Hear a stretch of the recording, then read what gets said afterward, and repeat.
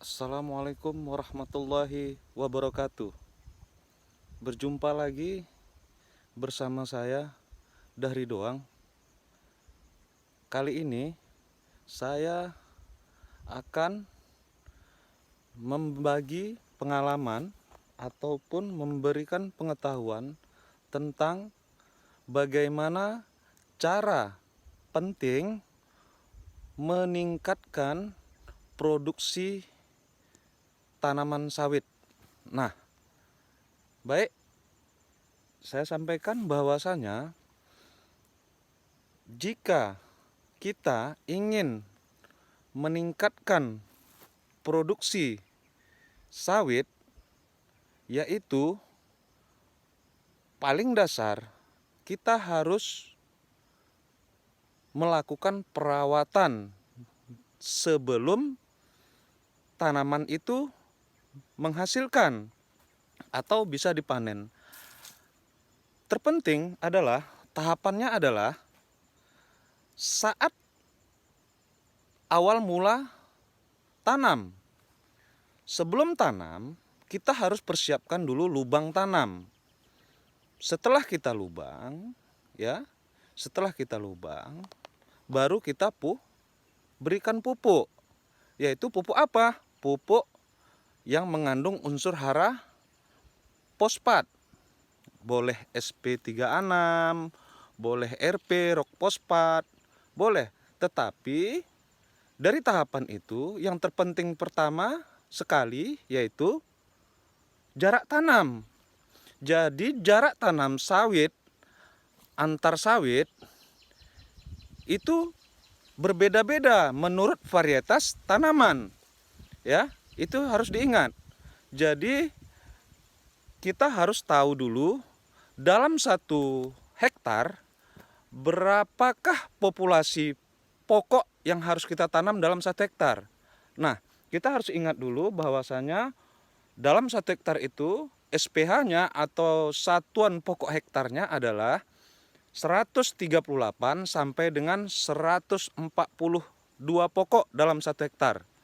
Nah, dengan jarak tanam berbeda-beda, ada yang 7,8 kali 9, ada yang 9 kali 8,7 masing-masing ya. Tujuannya apa?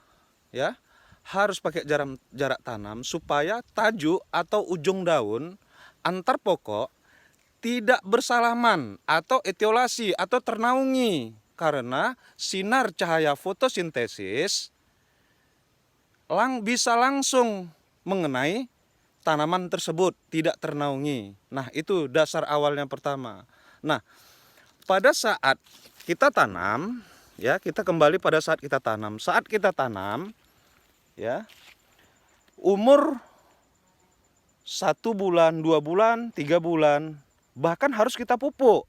Nah, untuk kita menghemat biaya, para petani sawit harus tahu juga, boleh kita laksanakan pemupukan, ya, pemupukan awal, yaitu dengan menggunakan urea atau ZA. Ya, kita ambil untuk mengirit biaya atau kos 3 bulan. Ya, setelah tanam, umur 3 bulan setelah tanam, kita gunakan urea, yaitu yang mengandung unsur N. Apa fungsinya? Untuk membesarkan pokok, ya, dan menghijaukan daun, ya. Nah, ini harus kita perhatikan. Nah, setelah itu 3 bulan ke depan atau umur 6 bulan kita pupuk kembali, ya, kita pupuk kembali, ya. Dosisnya 350 gram per pokok atau 500 gram per pokok bisa juga. Nah, setelah itu kita adakan kastrasi. Apa itu kastrasi? Yaitu membuang bunga betina atau jantan agar tanaman ini menjadi homogen atau fase generatif, yaitu supaya pokok ini tidak mudah terserang penyakit. Nah, ini yang terpenting. Jadi kita saat tanaman belum menghasilkan atau 3 tahun ke bawah, kita harus benar-benar memperhatikan atau merawatnya supaya potensi produksi sawit ini dapat maksimal seperti yang kita harapkan. Nah, di sini kastrasi itu kapan dilaksanakan?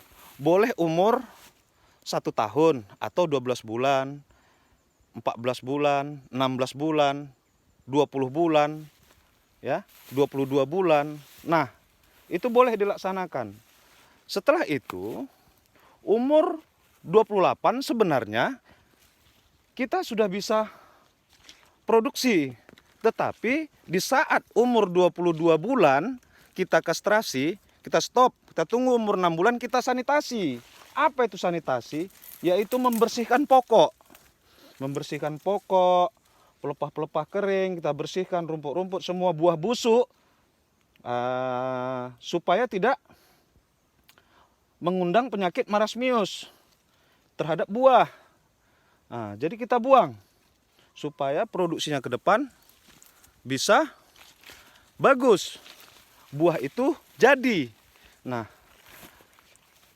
setelah itu tahapan-tahapan tersebut jangan sempat tidak kita laksanakan semasa tanaman ini masih tergolong tanaman belum menghasilkan atau 3 tahun ke bawah.